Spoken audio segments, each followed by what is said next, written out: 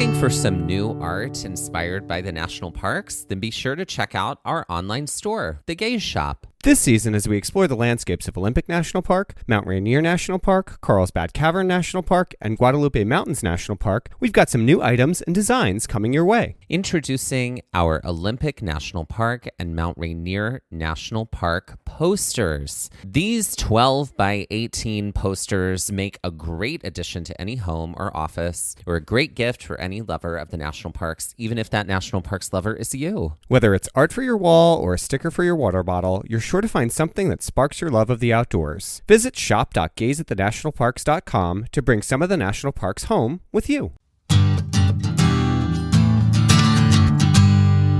Hello and welcome to Gaze at the National Parks, the podcast. I'm Dusty. And I'm Mike, and welcome to our Season 7 Summit. Looks like we made it. I'm unclear of that song, but I think you're trying to say looks like we made it. Look how far we've come. Is that what you're doing? No, but we could have gone that route. I thought we were going Shania. This is Gaze at the National Parks. What were you singing? I think it's a song from the 70s, but I got nothing. Oh, okay, great. Well, our Summit episodes are our season wrap party, and we are here at the end of Season 7 now. It's true.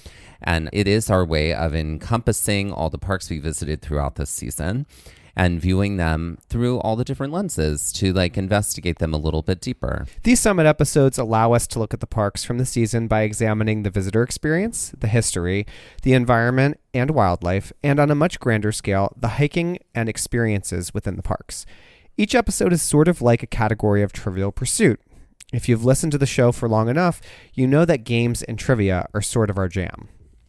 The first of our 4 summits is about visitorship.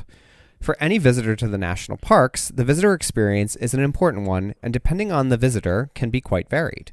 Visitorship or visitor experience encompasses information, visitor centers, crowdedness, and the areas that surround the parks, which may add to the overall experience of the visitor. All right, so before we begin our episode on visitorship, it is worth noting the drastic changes and upheaval to the National Park Service by way of the newest presidential administration, acts of Congress, or inaction by Congress, the work of the so-called Department of Government Efficiency, and the overarching plans of Project 2025. Yikes. It is important to know this because these shifts in attitude and attacks against the national parks and the National Park Service workers have a direct impact on what it means to be a visitor in these spaces. Well, since last year's Summit episodes, 4 additional national monuments were added, including Blackwell School, National Historic Site in Texas. We were there. We passed through when we passed through Marfa. Springfield 1908 Race Riot National Monument in Illinois. Carlisle Federal Indian Boarding School National Monument, Pennsylvania, and Francis Perkins National Monument in Maine. The greater work of the current administration is in undoing the National Park Service itself, or at least hobbling it so it can no longer serve the greater public and protect designated public lands in an effort to either privatize the Park Service, sell off the land, or a combination of both. You can listen to our Trail Mix episodes from this past season titled Join the Resistance and National Parks Under Attack to learn more, but effectively, the current presidential administration has launched a full-scale attack on public lands and their employees who protect, steward, and maintain these important resources for all. This comes on the heels of a banner year for the national parks as 331,863,358 visitors made their way to the parks in 2024. The most visitation on record ever. Since 2015, with the exception of 2020 and 2021, the attendance of visitors to the national parks has been above the 300 million mark. Many of those years seeing visitors in the 330 million range. However, this number is not in any way being widely celebrated as it typically is or boasted among parks with the highest attendance numbers. In 2024, it was Great Smokies, Zion, and Grand Canyon National Parks with the top 3 spots, and Gates of the Arctic, North Cascades, and Kobuk Valley with the lowest 3, because those in power are trying to keep the popularity of the parks quiet. Just like voting at 1 a.m. to pass a budget bill that will balloon the deficit and foot the lowest income earners and those at or below the poverty line with the bill, the Republican Party is actively working to endanger public lands through the 1-2 punch of duplicity and executive orders. Park Service workers have seen massive cuts to their ranks as well as purchasing power stymied in an effort to make the parks only somewhat functional and perhaps less desirable for the general public. This hobbling is but a taste for a goal that is called for in Project 2025, the repeal of the 1906 Antiquities Act, the thing that gives presidential administrations the power to create but not dismantle national monuments. This is in service of working to dismantle or undo a great deal of what was achieved under these previous administrations in regards to public lands. Moves that help to close the nature gap, especially for communities of color and those of lower incomes. These new national monuments that were created create better access to allow people to more regularly experience nature and the outdoors. So, along with creating a tax plan which disproportionately punishes people of these communities, this administration also sees fit to deprive them of public lands that have already been designated. All of these efforts directly impact visitorship and the visitor experience. The Park Service has a deferred maintenance backlog, which essentially are projects that can't be completed due to budget constraints and staffing. At the end of the fiscal year 2024, the backlog for the national parks was in the neighborhood of $23 billion. Now, the parks have managed despite the backlog, but issues like road, trail, and facilities closures, facilities updates, and high visitation are a constant strain on the parks. Add a hostile administration and Congress to the mix, and it creates a perfect storm to cripple the Park Service to diabolical ends. Funding for the parks and park employees is essential, as is the belief that access to the parks is the right of the public. Lack of staff through targeted cuts make the parks less safe in the same way that lack of funding makes the experiences in the park less available. Closure and inaccessibility may become more of the mainstay in the park, so when it comes to being a visitor in these spaces, it is worth it to remember a few things. 1, plan ahead. Investigate the parks thoroughly before visiting. Even if you live somewhat close, trails may be closed, tours may not be running, facilities may be closed and not fully stocked. Parks may require timed tickets for entry or to roadways or special features. Be sure to book ahead of time. 2. Follow the 7 leave no trace principles. Plan ahead and prepare. Camp and trek on durable, marked surfaces, dispose of waste properly, leave what you find, minimize campfire impacts, respect wildlife, and be considerate of others. These principles are tried and true and should be the mainstay of any good visitor. 3. Be a considerate visitor. Understand the space you are entering is for everyone. Do a little homework on the indigenous people that once called the space home. Remember, everywhere in America is native land. And be kind and patient with park workers. And 4, support the parks.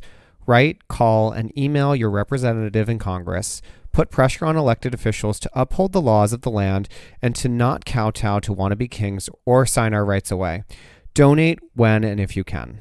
So I think now more than ever, it is on us to take responsibility for our own visitorship. Right? Absolutely. And the way that we visit and the way that we engage, because, no one at the top cares. No one. No. And so... Well, they care only to their own ends. Sure. It's like, how do we make money off of this?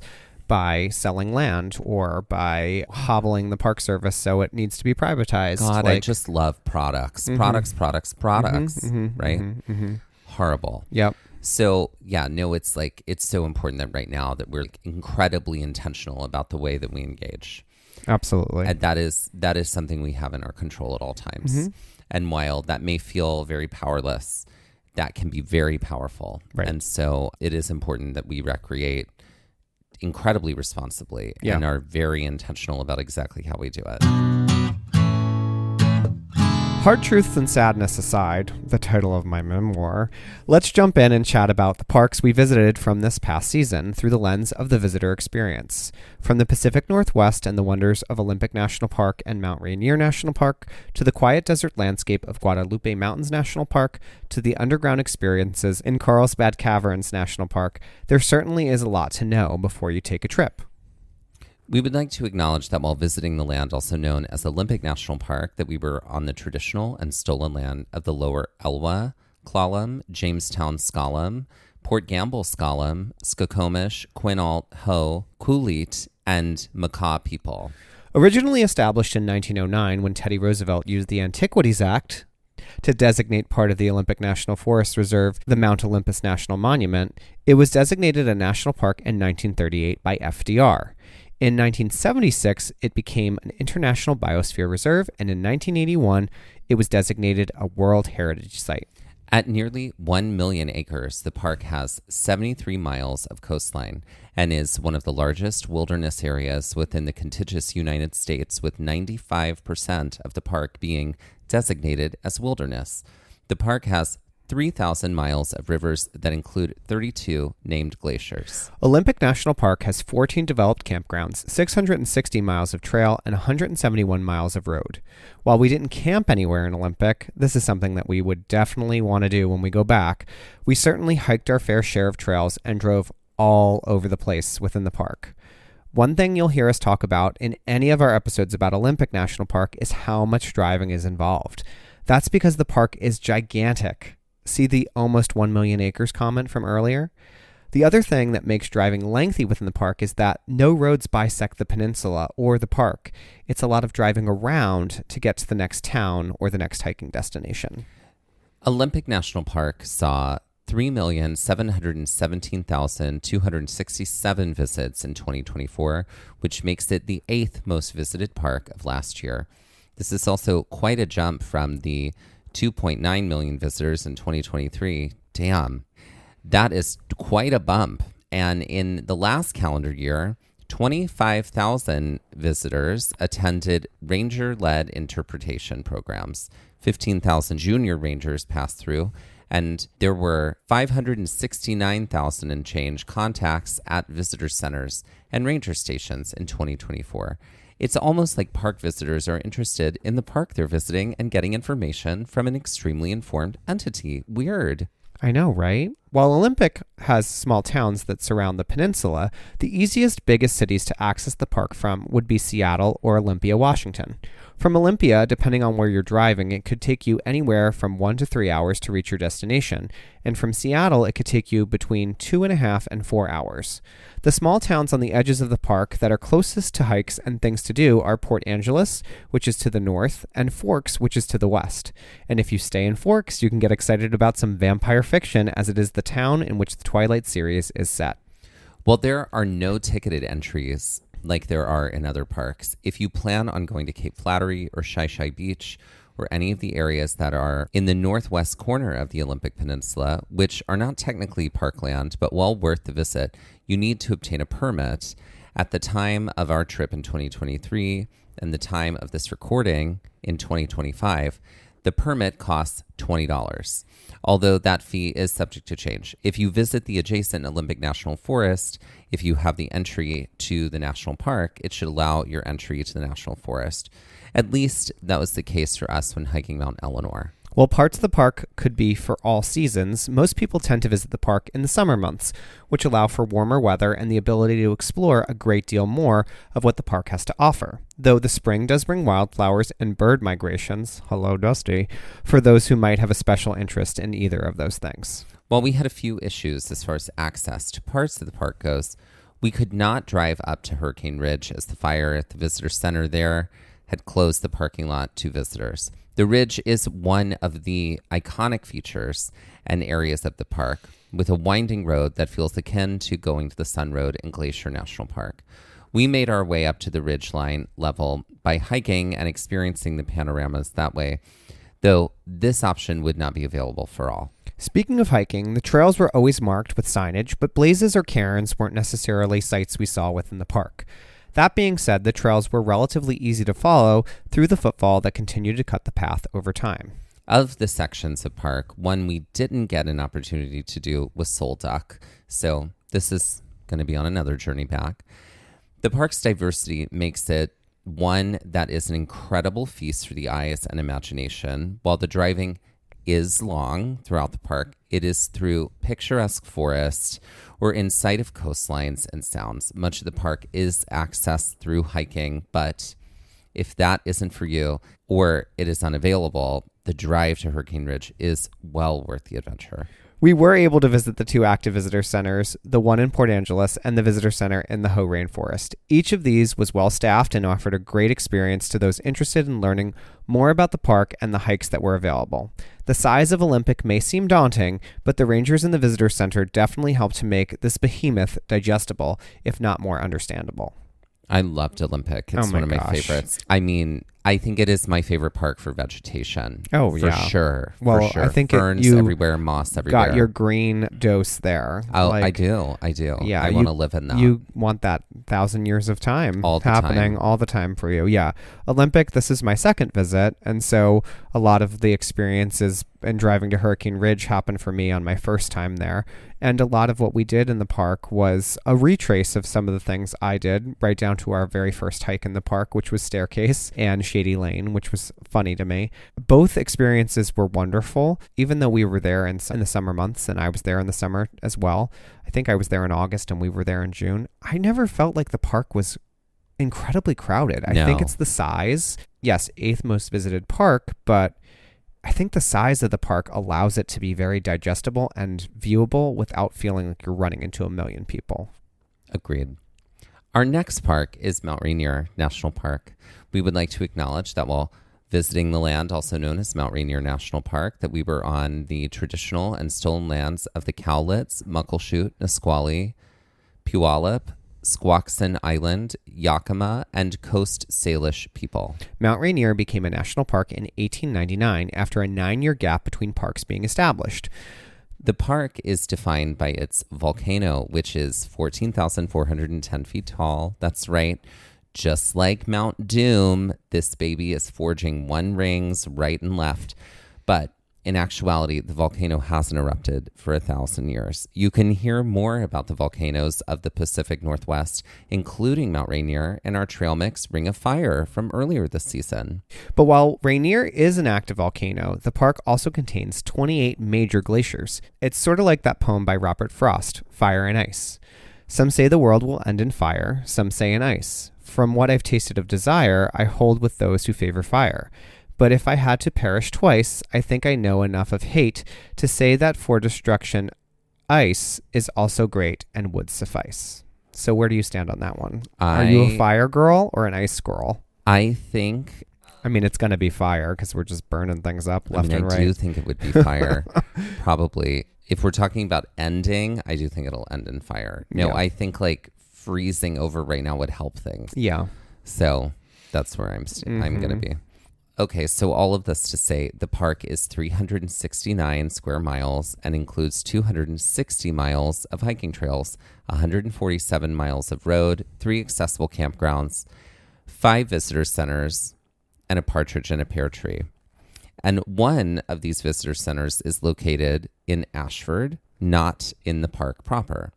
So the park could be divided into 5 sections: Longmire, Paradise, Ohana-Pakash, Sunrise, and Carbon River, and Mowich. However, due to an indefinite bridge closure, the Carbon River and Mowich sections of the park are currently inaccessible.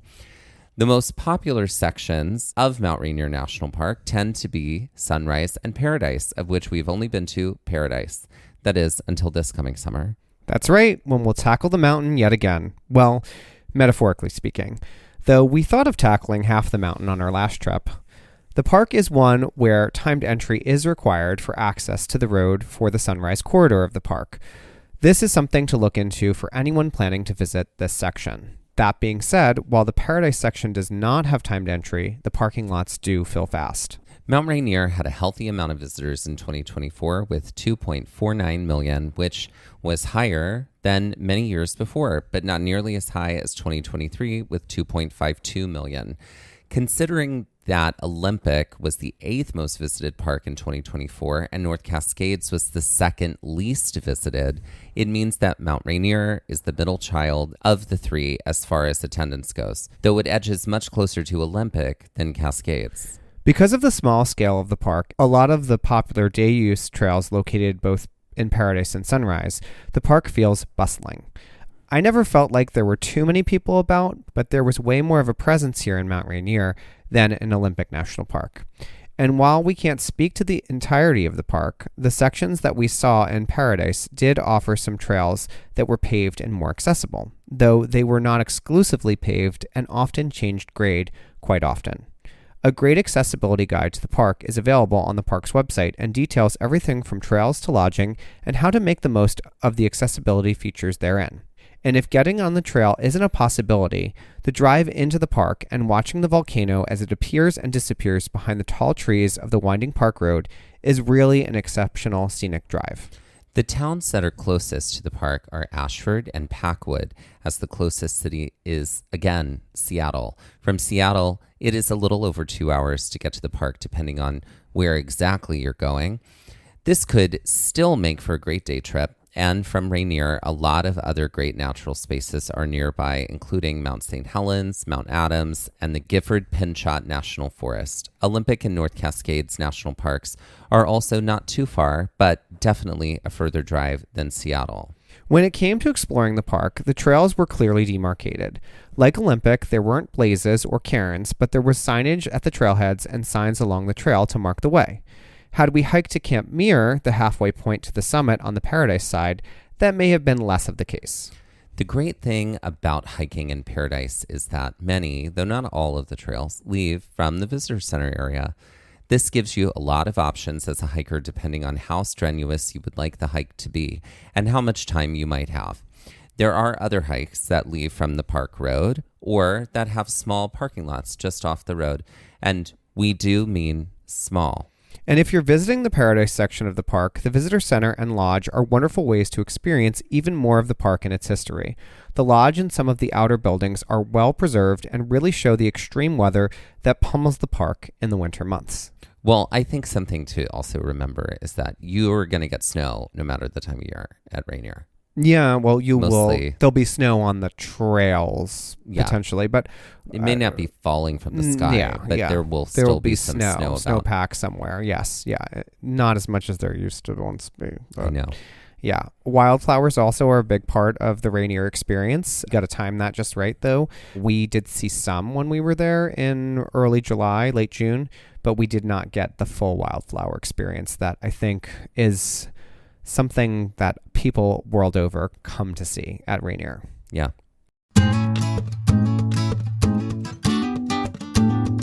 Hey y'all, it's Dusty and Mike with exciting news. That's right. It's our episode finder. It's all about making finding our episodes even easier. Want to find more episodes about hikes in Shenandoah? With over 10 episodes across 2 separate seasons, it would have involved a lot of scrolling and searching. Now, with our episode finder, you can find all those episodes with a few easy clicks. That way, finding an episode on Yosemite from season 1 is just as easy as finding an episode on Zion, Yellowstone, and Haleakala, all in separate seasons. With over 275 episodes in 35 different national parks, our episode finder will add ease when finding out more about hikes in these spaces. But it's not just about hikes by national park. We've categorized our entire library so you can find hikes by state, hikes by terrain, and hikes by difficulty. And all of our Trail Mix episodes are there too, so you can easily find our science-based episodes, interviews, and more. Planning a trip to Colorado and want to hear more about our adventures there? Want to grunt it out on some really tricky trails or learn more about glaciers, grasslands, and mountains? Just click the link in our show notes or on our Instagram bio, and it pops right up. You can also head directly to our website and look for the episode finder at the top of the navigation bar. Conquer one hike in one national park, one park at a time, with just a few clicks with our episode finder. Happy trails!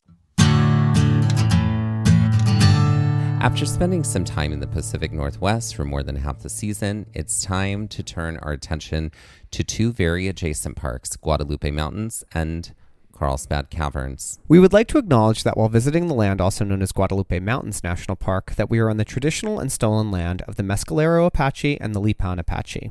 So before we even talk about Guadalupe Mountains or Carlsbad, it's important to note that you should absolutely visit both when you are in this corner of the world because they are so close. It would be like going to Sequoia and not going to Kings Canyon, or going to Yellowstone and not going to Grand Tetons. Build it into your plan. Yes, non-negotiable. Build it in. Let's chat about Guadalupe Mountains, though, first. Okay, wow. What a surprise this park was. It definitely took the baton from Big Bend National Park, from last season, also in Texas, and ran with it. I mean, we loved this park. Established in 1972 as a national park, Guadalupe Mountains National Park boasts modest visitorship with 226,134 visitors in 2024, which was a slight decrease from the year prior. The park is 135 square miles and contains the highest point in Texas, Guadalupe Peak. Along with this impressive geological feature, the park has historical presence within its bounds as well, as marked by structures including ruined stagecoach stations and still standing ranches and homesteads. The park contains 3 campgrounds, 2 visitor centers. The Frijole Horse Corral campground is specifically designed for visitors with horses, as horseback riding is common within the park, with 60% of the trails open to stock. While we didn't see anyone on horseback while hiking in the park, we did often see signs that let those who were riding know when to dismount or to turn back. This was specifically the case on Guadalupe Peak, as the trail is not open to stock. The visitor center that we visited was the Pine Springs Visitor Center, which is adjacent to the Pine Springs Campground and some major trailheads within the park. While we passed through the breezeway of the McKittrick Canyon Visitor Center and used the restrooms, the visitor center was closed when we hiked the canyon. The park was easy to visit, and while the trails are not the most accessible to everyone, there are some, including the Pinery near the Pine Spring Visitor Center, that are. The driving within the park is scenic and picturesque, and the roads to major destinations are paved. As far as accommodations, if you aren't camping, the closest small city is Carlsbad, New Mexico, which is about 50 minutes from the park. The larger city to fly in and out of would be El Paso, which is about an hour and 45 minutes from the park. As we said earlier too, from here, visiting Carlsbad Caverns would be an easy thing to do, considering the parks are about 30 minutes from each other. I loved this park, and I think I would so go back to this park all the time. I think it makes it very easy. It's not a park that, just like Big Bend, these are very isolated parks in Texas. So I would say if you're looking to do national parks and you don't want to do something that's super crowded or popular, these are great parks to do. Just do them in the spring or the fall. Trails. Spring or fall. Yeah. Do not go in the summer or you will melt. This is very much so pick the season to go in, and this is like more spring, winter, like fall through spring kind of park to go to. So with that, let's turn our attention to the last park of our season, Carlsbad Cavern. We would like to acknowledge that while visiting the land also known as Carlsbad Caverns National Park, that we are on the traditional and stolen land of the Mescalero Apache and the Lipan Apache. Just across the border in New Mexico and about 25 minutes from the town of Carlsbad is Carlsbad Cavern National Park. This is the final cave park of the Big 63 national parks that we have visited. And I would argue we definitely saved the best for last. I mean, come on. It must have been that sulfuric acid. Absolutely. An interesting thing to note is Guadalupe Mountains are the same mountain range that run through Carlsbad, which if you needed a geological reason to visit, you just got it. After being made a national monument in 1923, Carlsbad became a national park in 1930. In 1995, it was recognized as a World Heritage Site. Well, there are a variety of above-ground trails at Carlsbad. People come all over to actually see the caverns, and if you are lucky enough and you're there at the right time of year, you might catch the bat flight program. Since we didn't see any of the above ground trails, and since we were in the park too early of the year, we did not see any of the bats. We will specifically be chatting about our experiences here from the perspective of exploring the cavern. One thing to note about the park is that to explore the caverns, you need a timed entry ticket for your tours. Taking the natural entrance down into the cave or doing a much smaller, more intimate tour like the lower cave tour involves booking a ticket and booking ahead. Ticketing was the case for Wind Cave and Mammoth Cave as well, so this was nothing new. However, you don't want to show up and assume that you'll be able to get a day of ticket. It is way better to book in advance. From our tour of the lower cave, we had rangers to guide us, whereas the natural entrance and big room were both self-guided experience with placards the entire route to explain different things that were being seen. Though ranger-led programs for these spaces also do exist, but obviously check in on this. While the natural entrance is entirely paved, because of the grade, it isn't recommended that you travel in a wheelchair or with a stroller down into the big room. The path around the big room is paved, though, and an elevator can bring you up and down into the cavern so you can experience this. Visiting the cavern at different times of the year means more or less time in the cavern, as the summer months allow for almost an additional 2 hours in the caverns. So it is important to know what sort of window you have in regards to your timing. If you can only see the park from above ground, then visiting the visitor center will give you a great primer for what the caverns themselves are like. As far as visitor centers go, this is one of the best put together and most immersive in the park system. I agree. And the educational work that this visitor center is doing is unbelievable. They're doing a heavy lift. Heavy lift. So much context prior to going in. And I mean, I have to say, you don't have to ask me twice if it's like, oh, do you want to go to Carlsbad? I'm there immediately. Right. And it's also like, you can really experience all of it in a day. Oh, absolutely. Even though it's like not small. No. I mean, you could, if you wanted to do some above ground hiking, you could probably make it a 2-day trip. You know, when it comes to parks like that, even with Mammoth Cave when we went, we didn't do any of the above ground trails. We just focused on the cave. And not to say that that's not an important part of the park, the above ground trails, but I don't know. That's the reason the park is being preserved is the cave. Yeah. You know, so I just feel like that's the thing to do. The one thing I am a little sad about is that we missed the Bad Flight program. I know. But that would be a reason to go back as well. For sure. For sure. I also liked that we did the lower cave tour first. Yeah. And then saved natural entrance and yes. Big room for afterwards because that was so spectacular. Yes. So do your work and look into tours before you head here.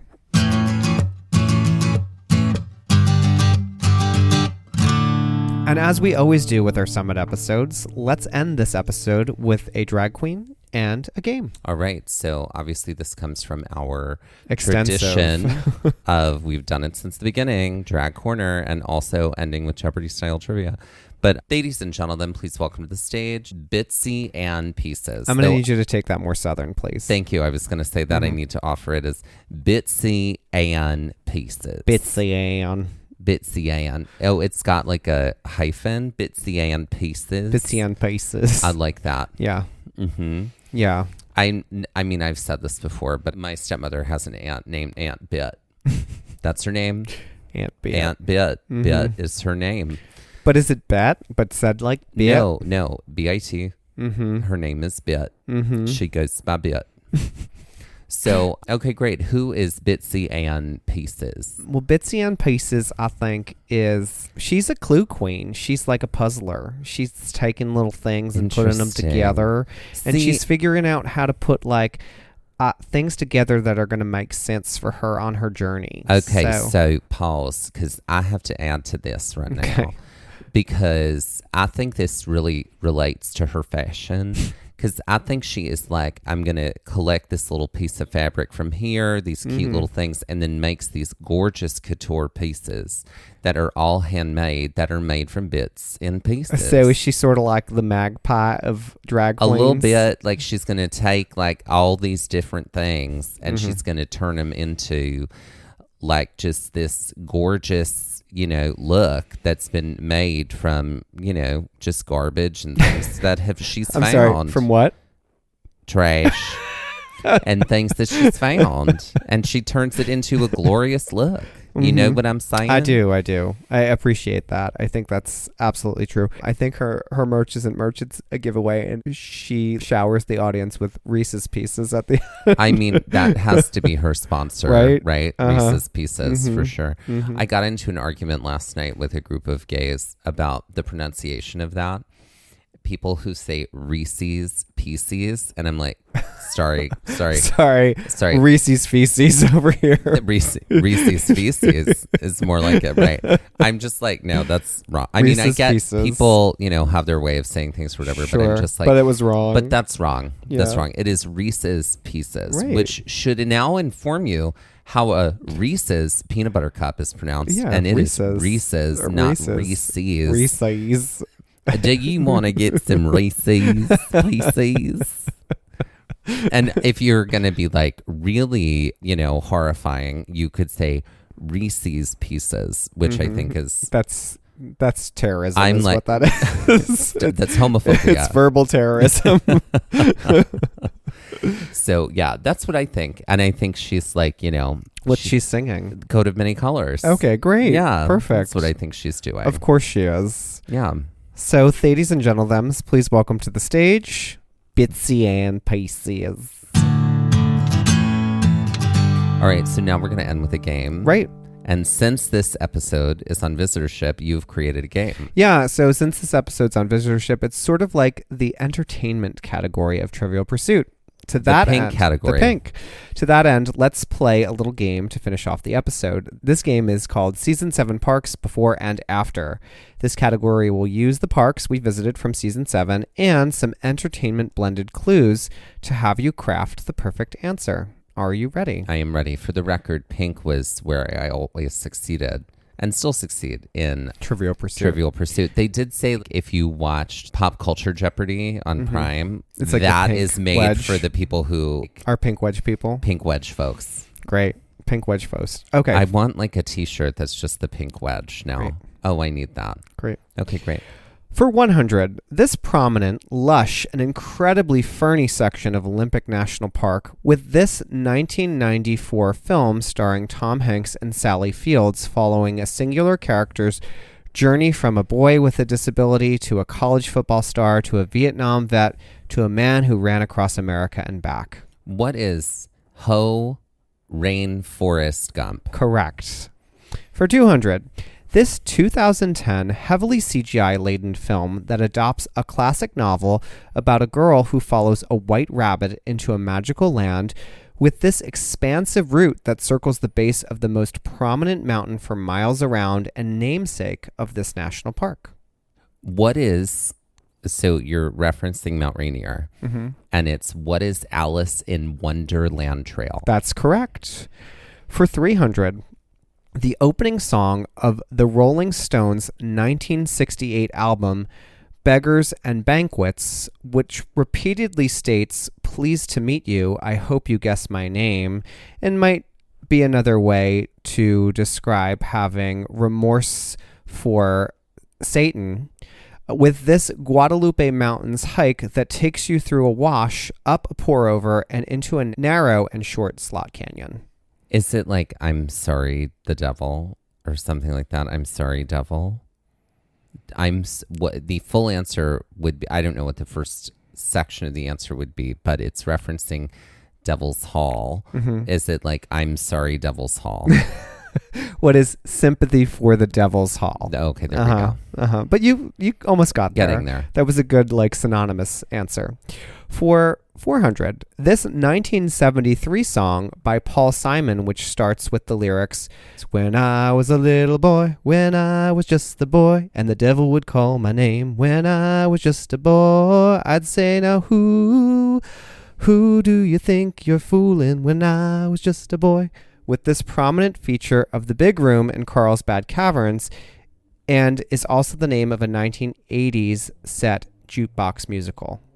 Girl, I do not know this Paul Simon song, and I'm so sorry I was unable to pick it up from your singing. I'm going to say, what is Welcome to the Rock of Ages? What is Love Me Like a Rock of Ages? Great. Great. And for 500, your singing was trash. Is what that was. It's not what I said. Yeah, your interpretation will always be yours. That was a way of saying your singing was trash. And for 500, my trashy singing aside, this rocky, ghostly coastline of Olympic National Park featuring the hole in the wall with this phrase that Ken uses against other Ken at the start of the Barbie movie, stating their willingness to fight in this sandy area. What is Shy Shy Beach Me Off? No, where's hole in the wall? You have the second part, right? Oh, hole in the wall is... It's not Shy Shy Beach. It's not. It's a different beach. Mm-hmm. Hole in the wall was on... there were all those big trees that were down. I know. So it's like... It's not Cape Flattery. It's not Shy Shy Beach. It's not the Ozette Triangle. It's the other one. If I was selling houses to people, I would be this. A real estate agent. Okay, so that might help you with the name of the beach. Broker's Beach.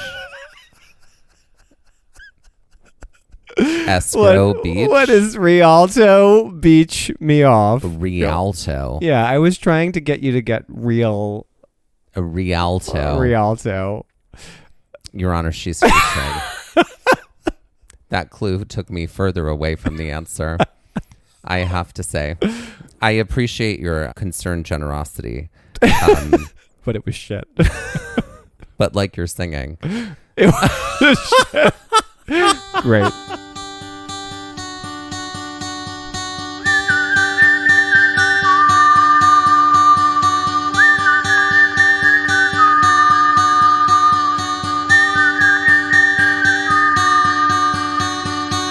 Looking for more episodes like the one you just heard? Then be sure to check out our episode finder for episodes by park, state, hiking difficulty, and terrain, as well as all of our Trail Mix episodes in one helpful place. Click the link in the show notes of this episode, our Instagram bio, or visit our website to make your listening experience even easier. This has been Gaze at the National Parks, the podcast, and we're here to remind you to hike early and hike often, and that adventure is always out there. Gaze at the National Parks was created, produced, edited, and hosted by us, Dustin Ballard and Michael Ryan. To see images from this episode, follow our Instagram at Gaze at the National Parks. To contact us, email us at gazeatthenationalparks@gmail.com. And to find out more about the parks visited on this show, visit our website, gazeatthenationalparks.com. That's Gaze, G-A-Z-E. All original artwork featured on Instagram and on our website is by me, Michael Ryan. All original music was written and performed by Dave Seaman and Mariella Klinger, with Sean Sklios on guitar. Our music producer is Skylar Fortgang. We would also like to acknowledge that while recording this episode that we were on the traditional and stolen lands of the Lenape people, also known as New Jersey.